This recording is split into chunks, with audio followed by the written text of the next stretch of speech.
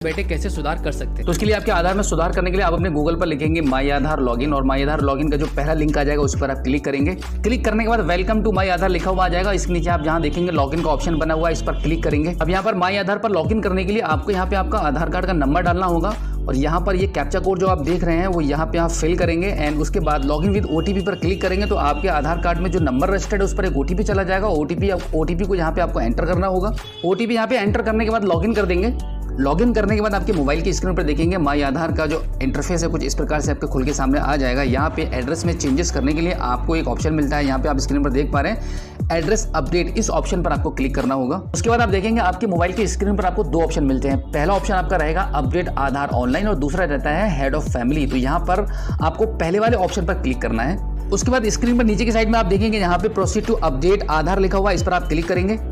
उसके बाद आप देखेंगे यहाँ पे आपकी स्क्रीन पर आपको चार ऑप्शन मिलते हैं। पहला आपको नाम करेक्शन करने के लिए, दूसरा डेट ऑफ बर्थ करेक्शन करने के लिए, तीसरा आपका जेंडर चेंज करने के लिए और चौथा आपको मिलता है आपका यहाँ पे एड्रेस बदलने के लिए। तो अभी हम बात करने वाले हैं कि आपके आधार कार्ड में ऑनलाइन एड्रेस को कैसे चेंज कर पाएंगे। आपका एड्रेस में आपका फादर ने भी इंक्लूड हो जाता है। तो यहाँ पे पहले मैं आपको बता दूं, ये जो तीन ऑप्शन ऊपर की साइड में आपको दिखाई दे रहे हैं, इन तीनों ऑप्शन को यूआईडीआई की तरफ से यहाँ पे अभी बंद कर दिया गया है। अभी आप सिर्फ ऑनलाइन घर बैठे अपने एड्रेस को चेंज कर सकते हैं। तो यहाँ पे आपको क्लिक कर देना होगा। क्लिक करने के बाद आप प्रोसीड टू अपडेट आधार पर क्लिक करेंगे। उसके बाद आप देखेंगे आपके मोबाइल फोन की स्क्रीन पर आपके आधार कार्ड में जो करंट एड्रेस है वो यहाँ पर आपको इंग्लिश और हिंदी लैंग्वेज में आपको दिखाई देगा। अब यहाँ पे आप इसको थोड़ा सा ऊपर की साइड में स्क्रॉल करेंगे तो यहाँ पे एक फॉर्म खुल के सामने आ जाएगा। यहाँ पे आपका करंट एड्रेस आपको भरना होता है, लैंडमार्क के साथ में पिन कोड नंबर डालेंगे। सब पूरा डिटेल पूरा फॉर्म फिल करने के बाद आपको यहाँ पे आपका डॉक्यूमेंट चूज करना पड़ता है। यहाँ पे आप देख रहे हैं सिलेक्ट वैलिड सपोर्टिंग डॉक्यूमेंट्स, यहाँ पर आप क्लिक करेंगे।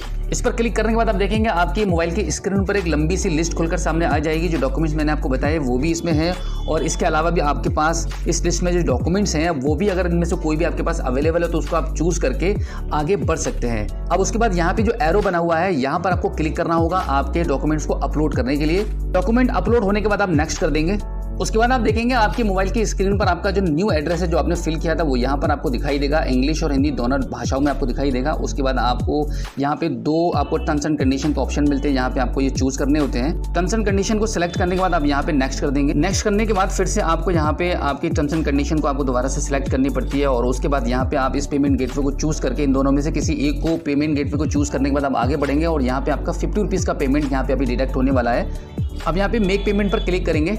मेक पेमेंट पर क्लिक करने के बाद आपके स्क्रीन पर पेमेंट गेटवे के ऑप्शंस आ जाएंगे। यहाँ पे आपको फोन पे का ऑप्शन मिलता है, गूगल पे मिलता है और इसी साथ में आपका कार्ड, नेट बैंकिंग, वॉलेट, ये सभी ऑप्शन मिलते हैं। इनमें से किसी भी एक ऑप्शन को चूज करके आप आगे बढ़ेंगे और अपनी पेमेंट को कर देंगे। का पेमेंट सक्सेसफुली होने के बाद आपकी स्क्रीन पर एक इस प्रकार का एक रिसिप्ट जनरेट हो जाएगा जिस पर आपका एक एसआरएन नंबर होता है, जिसके माध्यम से आप कभी भी अपने इस अपडेशन को ट्रैक कर सकते हैं कि आपने जो आधार में सुधार किया है वो हुआ है कि नहीं हुआ है। वैसे आपका मैक्सिमम 7 डेज के अंदर आपका जो आधार कार्ड है वो अपडेट हो जाता है और फिर इसी माई आधार वाले पेज पर आकर अपने आधार ओटीपी के माध्यम से लॉगिन करके अपने नए आधार कार्ड को डाउनलोड कर सकते हैं। अब हम जान लेते हैं कि आपके आधार कार्ड के फ्रंट में जो डिटेल्स है, जैसे कि आपका फोटो, आपका नाम, आपका जेंडर, आपका डेट ऑफ बर्थ, अगर आपको चेंज करनी है तो आपको उसके लिए क्या करना पड़ेगा। घर बैठे ये काम भी आप कर सकते हैं। इसके लिए आपको दोबारा से इसी माई आधार वाले लॉगिन पेज पर आना पड़ेगा। यहाँ पर आप लॉगिन करेंगे आधार ओटीपी के माध्यम से। उसके बाद आप देखेंगे यहाँ पर आपको बुक एड्रेस में जो भी एरिया पिन कोड नंबर होता है उसके अनुसार आपके एरिया में जो भी गवर्नमेंट प्राइमिसेस में आधार कार्ड के सेंटर चल रहे हैं वहां का एड्रेस आपको मिल जाएगा और अपनी अपॉइंटमेंट को आप बुक करेंगे। अपॉइंटमेंट के बुक करने में भी आपको